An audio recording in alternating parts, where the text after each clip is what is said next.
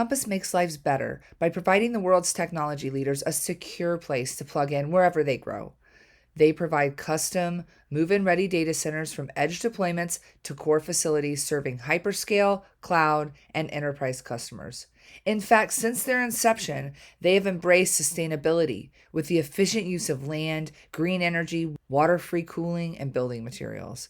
Their campus approach empowers customers with easily scalable capacity, high levels of control, and ultimate flexibility with the long-term perspective and financial strength of private investors, Redbird Capital Partners, Ontario Teachers Pension Plan, and the Azrieli Group. We thank Compass Datacenters for supporting the show today. All right. Welcome to Tech Diva Success, where we bring people with all kinds of backgrounds to you, supporting women in tech, and help make you just a little bit better with the wisdom that they have in the world. And I'm really excited to be here today with Tammy Yang.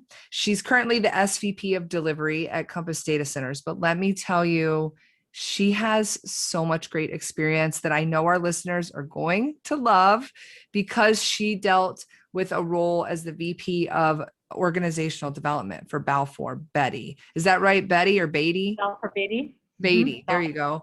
And I mean, you did everything in that role, Tammy. You did policies, procedures, learning and development, talent acquisition, onboarding, D&I. You did it all. Was it fun to do all those different roles? It was. Yeah, it was. And it was new. It was different. I had not been in that world before. Yeah. Yeah, what a cool role. And then you've also had quite a professional background before that, not to mention that you served in the Navy. So thank you for your service there. And now you're here to serve us as Tech Divas. So thanks again for coming on the show. Thank you. Thank you. And we could talk about a lot of different things that help drive success for women in technologies. I don't know if you have a certain place you want to start. So, the tech industry is pretty new for me. I just joined it literally 8 months ago when I came to Compass Datacenters. It is my first role in the tech industry after leaving the general contracting field. Well, welcome. That's exciting.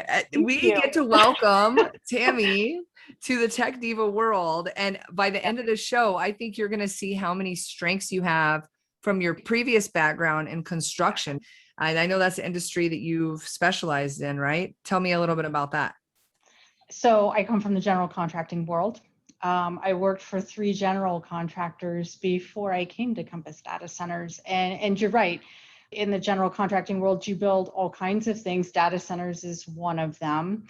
But you learn so much about what it takes to go do things like that. And so moving into the owner developer world that I'm in now with Compass Datacenters was a pretty natural transition. And the role I'm in now as SVP of delivery is really a culmination of the diverse experience I have, starting in the military and that servant leadership role, moving through the general construction world where I started out on the ground as a field engineer doing survey and layout, moving through the operational roles in the field, getting to Balfour Beatty and taking more of a corporate role in organizational development where I was able to draw from my experience in the field in construction and really take that company to the next level in terms of how they operate with their procedures and their policies and how they build. And really then coupling that with supporting the employees. It's one thing to say, here's your playbook, here's how we're going to go build and how we're going to operate and do business. But it's another thing altogether to support people through organizational development and change management. And that's when I got into the world of organizational development with learning and development to train people on the policies and procedures that were being implemented. And then following through on that talent pipeline with diversity and inclusion, talent acquisition, succession planning, all of that. It all just came into one holistic, very cohesive umbrella for me for several years at Balfour Beatty. It was a great experience. And then that prepared me for what I'm doing now in delivery here at Compass Datacenters. Yeah, absolutely. There's a lot to learn and a lot of analogies of building. And really, if you look at the Navy working in a construction general contractor role, and even in organizational development, where you're working with the most senior level leaders to get Yeah. sponsorship buy-in and progress and adoption Mhm. of these programs that you roll out. It is often a male dominated world. Yeah. And I'm wondering how you've been able to navigate that. What is some tips you have for our tech divas on there on just navigating perhaps a male dominated area, or any other stories where you've been successful where we can learn from you? So let me tell you, I was in the Navy for 13 years, and I enlisted in the Navy out of high school. So it was just 3 weeks after I graduated high school. I was on a one-way flight to boot camp in Orlando, Florida when I was 18 years old. And I decided not to go to college at that time. I came from a really small town in upstate New York. And there's a reason why I'm giving you this context, right? And I just joined the Navy from this small town in upstate New York. And I didn't know what I didn't know. And I said, I can do this. And I started out at 18 in the Navy, really trying to just assimilate to the norm, to that male dominated environment. And I was in electronics, and I got a lot of fabulous schooling, and I was stationed at the Pentagon during Desert Storm. I worked for General Colin Powell, who was the Joint Chiefs of Staff at the time. And it was a phenomenal experience. And then I was noticed, I'd started winning awards, Sailor of the Year, Sailor of the Quarter. I was starting to get recognized for my hard work. All the while still trying to assimilate and role model what I was viewing in my environment as what success and what good looked like for my male counterparts. I got noticed, as I mentioned. I ended up being picked up for the Naval Academy. And so I went from the enlisted ranks to the officer ranks. And I came out of the academy 4 years later with a commission and a degree in physics. And all the while, still trying to fit the mold, be like the guys, sound like the guys, act like the guys, and it worked for a while. I'm not sure that I was truly happy or I felt like I ever truly fit in. You can do all of those things. You can try to be and sound like everyone else, but at the end of the day, you're in an environment where you are different. And when you're trying to be like everyone else, looking back on all of that now, I recognize that there was likely a lot that I was not bringing to the table. I was not bringing my best self to work every day because I was trying to fit the mold. And so if I was able to go back and talk to myself then, if I could go back, and I would just say, no, just go do what you're really good at. Just be who you are in uniform. Be who you are as an officer on that destroyer. And some parts of that did come out, right? Some of that did. I always had crews working for me on whatever ship I was on, wherever I was deployed. I always had teams and crews of folks who who um who just worked really hard for me and who I worked really hard for because I really was raised by my parents, blue collar workers, never went to college. You take care of the people who depend on you, right? And so I was raised that way, and you learn that in the military, and I really took it to heart. And so I always took care of my people. And so that best part of me did come out, but I think there was a lot that I did hold back on. You don't want to be too feminine, too soft, because you use these words like strong leadership and driving leadership, and these are very male terms, right? But there's also a compassionate leadership. There's also very much a holistic leadership. There's also very much a servant leadership aspect where you're removing barriers. You're enabling your teams to go do great things. And some of that came out in my military experience. But when I left the military after 13 years, it really started showing in the construction world, right? Because the construction world, in many regards, on the ground, on job sites, is even rougher than the military. And I can say that firsthand. It is rougher in many regards. And there's no tolerance for that soft, compassionate leadership in many cases. It's changing. I will say that a lot of my male counterparts, I'm seeing a difference now. We're valuing different things, and we're recognizing that there is a different style of leadership that is focused on empowering our folks, hearing and leveraging and optimizing the diversity of our teams. It's really being recognized as the game changer, right? That style of leadership. And so when I compared to what I was trying to fit in with all of those years through my military upbringing and what I'm seeing in the construction industry, it's actually very exciting. And it wasn't until maybe in the last decade or so where I became very true and very genuine with what I was bringing to work every day. It is me. This is how I operate. And it's only brought me more success and more joy, more fulfillment, because the folks who work for me are happier, they're more productive, we achieve greater things, and I'm just able to move more mountains. And for me, it's all about moving the mountains, either for my people or for the company or the organization I'm working for. So that's kind of like the evolution of Tammy, right? Just coming up through and the different and just how I've evolved as a leader and as a human. And yeah. Let's talk about the growth. So Okay. you grew, you came in, you started, and I wonder when you look back, and I think we're all still growing every day. Yeah, we are. You look back at the growth that you've had, the 18-year-old enlisting in the Navy all the way to now, you've learned a lot, and things have, forced you out of your comfort zone, which most likely we do. You have a challenge, you overcome it, you have many failures, but you have many successes. What are some things that you can attribute to that? Was it mentorship? Was it, counseling, experience, time, good bosses, good company cultures? What are some things that stand out that allowed you to feel like you can grow into the great leader that you are today? So there's a few examples along the way. And so when I mentioned that when I was enlisted and I was at the Pentagon, and I had a division officer and her name was Lieutenant Eaton. And she was like, "Why?" I had just made Sailor of the Year, and she was like, "You should become an officer." And I was like, "Okay." I really had no idea what that meant. I just did not. And she was like, "No, seriously, you should go to the Naval Academy." And we talked about it for a while, and I was like, "Okay." And so there's a long story there of how it happened, and it's incredible, and it's best told over beers. But it ended up happening. I ended up going to the Naval Academy, but I'll never forget her, because she saw something in me that I wasn't even paying attention to. I did not think I would ever become an officer. I wasn't raised that way. My parents were blue collar, and they were just like, just earn a good living, just, get married, do your thing, which is fine. And that was a turning point for me, where I was like, oh, I can do more. Oh, I can be more. Oh, you know what I mean? So that kind of advocacy or leadership, or somebody taking an interest in me, somebody noticing me and saying, hey, I can help you get to that next level. And she did. And I'm still in touch with her to this day. So that happened early on.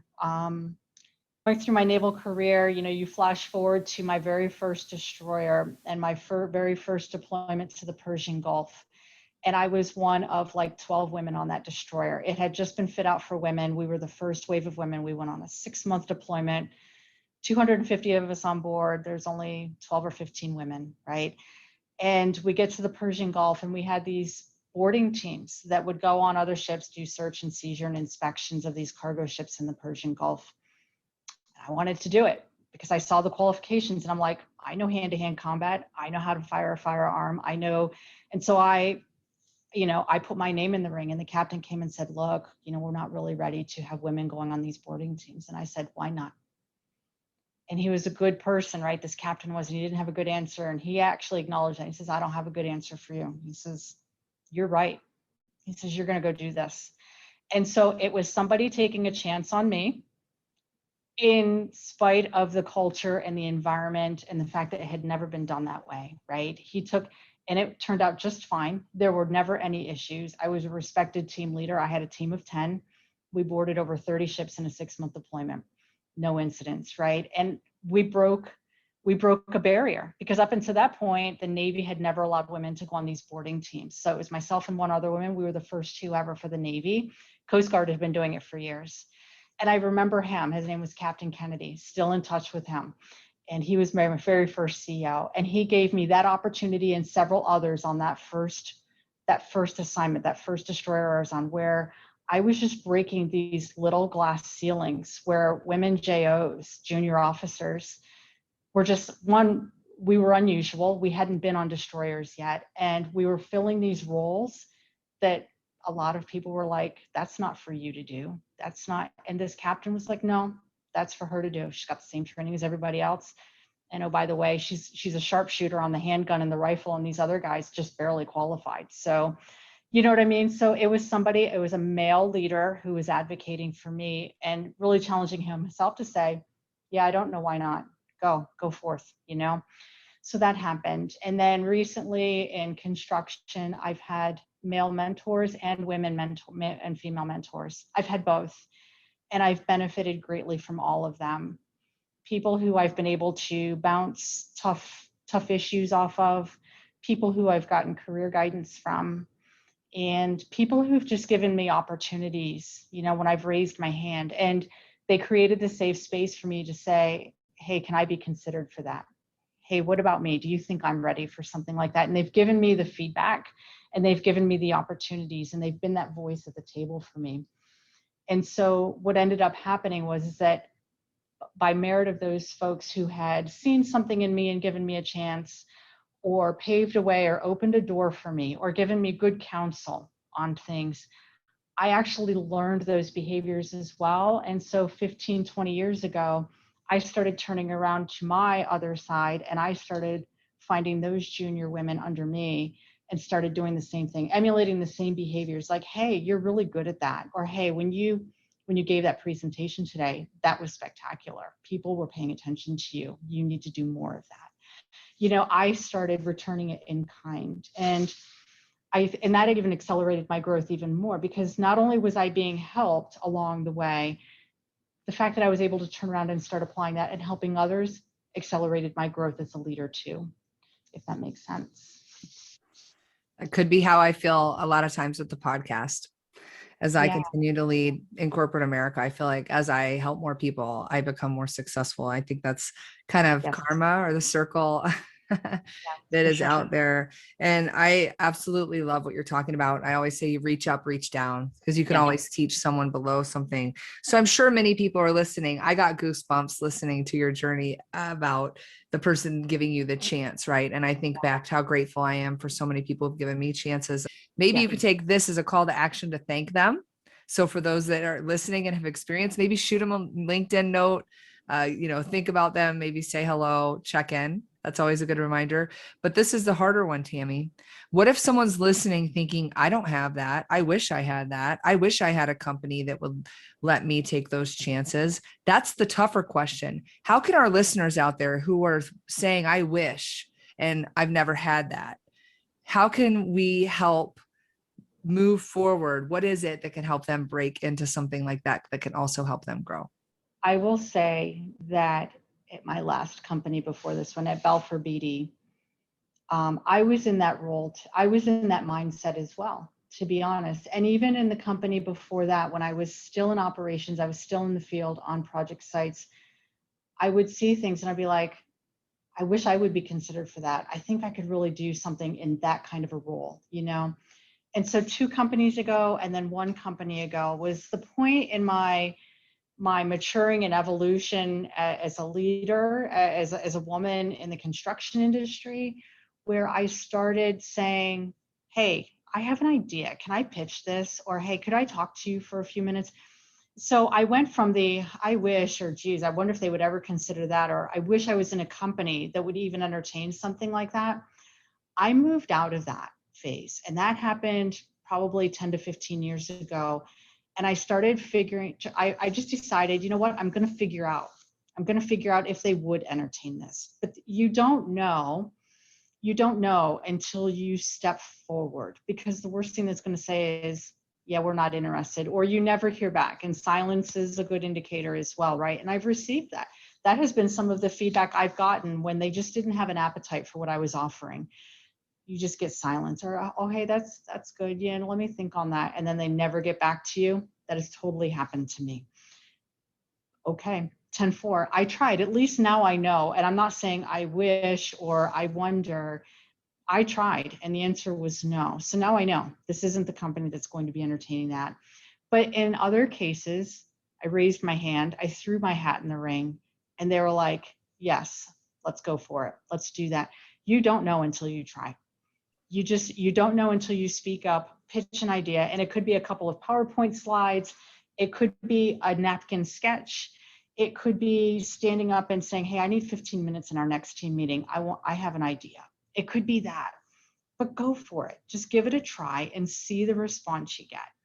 You know, that's what I would offer. You have to do that because they can't read your mind. They don't know the good idea that's in your head, you I know? love it. It's a little bit of being bold, but Yes, kind of you have. finding your power and Mhm. going for it. And one of the principles as I studied Jack Canfield is ask, ask, ask. Like ask. What's the worst they Yeah. can say? No, No. and the career part that I haven't talked about yet is the role I'm in right now. I'm the Senior Vice President of Delivery at Compass Datacenters, which means globally, I am heading up the construction and the delivery of all of the data centers we're building in North America, in Europe, in Israel, right? Everywhere. And I did not join the company 8 months ago with this role in mind. I didn't.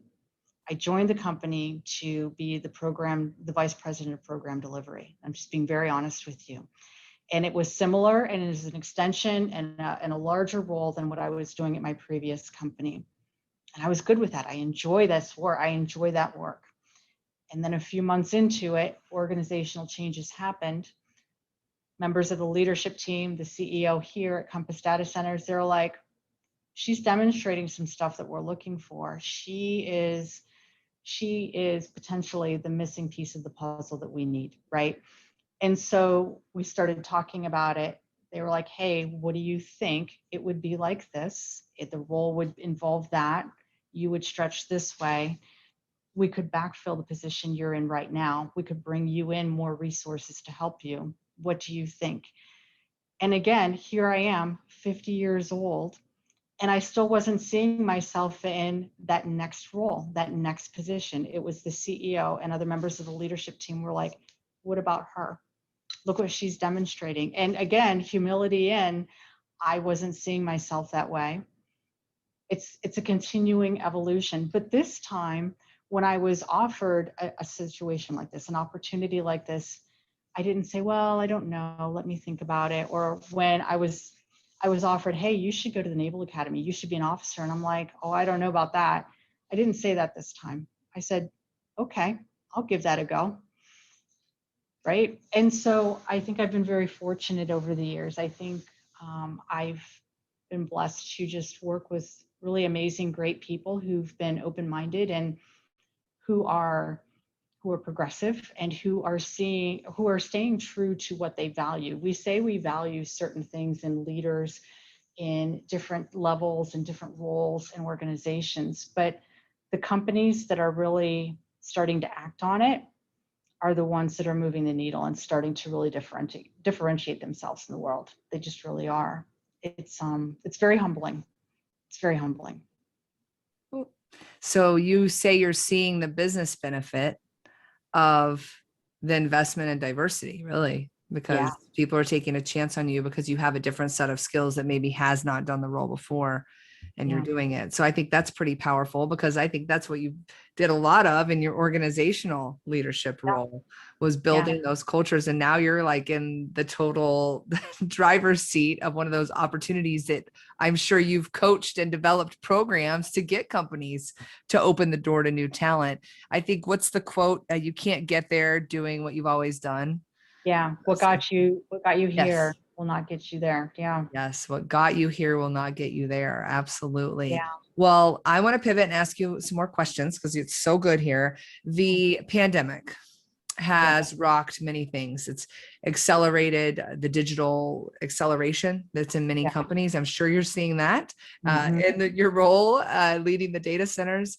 And it has also accelerated many things in the work culture. So I would love for you to talk about the opportunities for both.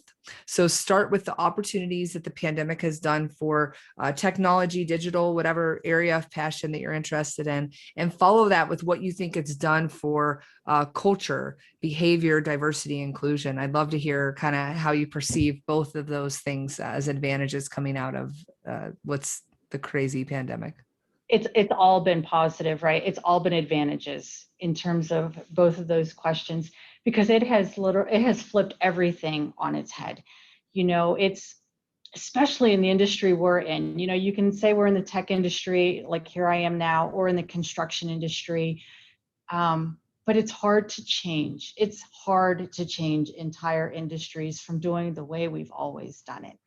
And when the pandemic hit, the construction industry was just knocked back on its heels, right? We relied on being face to face in the field every day.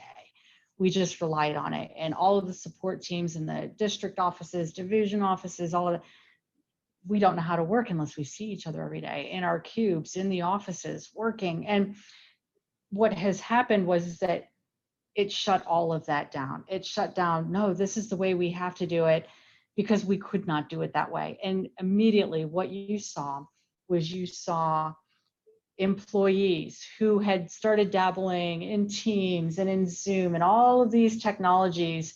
And people were like, I can't collaborate that way. Don't send it to me that way. Just come talk to me about it, right? Well, all of a sudden now we kind of have to do it that way.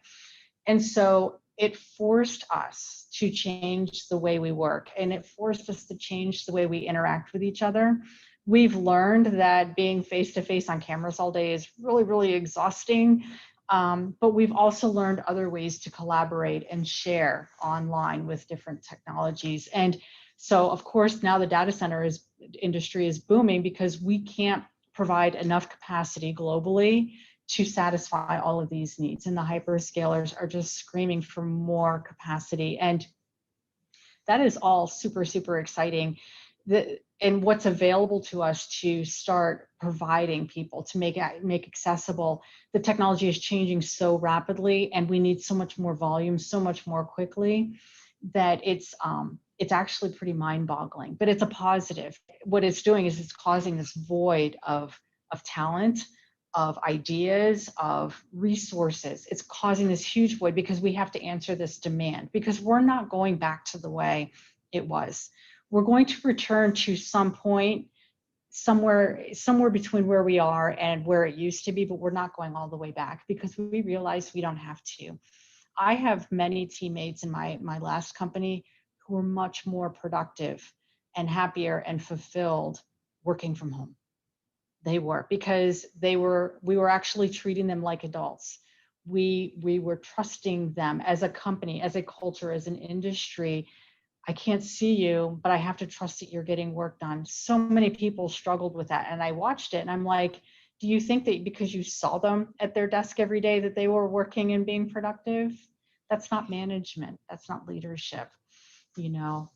So it has redefined all of these things for us. And there are no industries that are going to go back to the way it was. And I think it's a tremendously valuable thing. I think it's phenomenal. We shouldn't, because life balance, there is no work-life balance. It is just life balance. And sometimes work is taking up more of your time. Sometimes life is taking up more of your time, and that's okay, you know. But having this flexibility now, making the capacity and the online and the virtual, the technologies available to people more readily, is enabling us to enjoy life more, to be more productive in the workspace, and to bring more ideas into the workspace, and to accelerate what we're doing even more.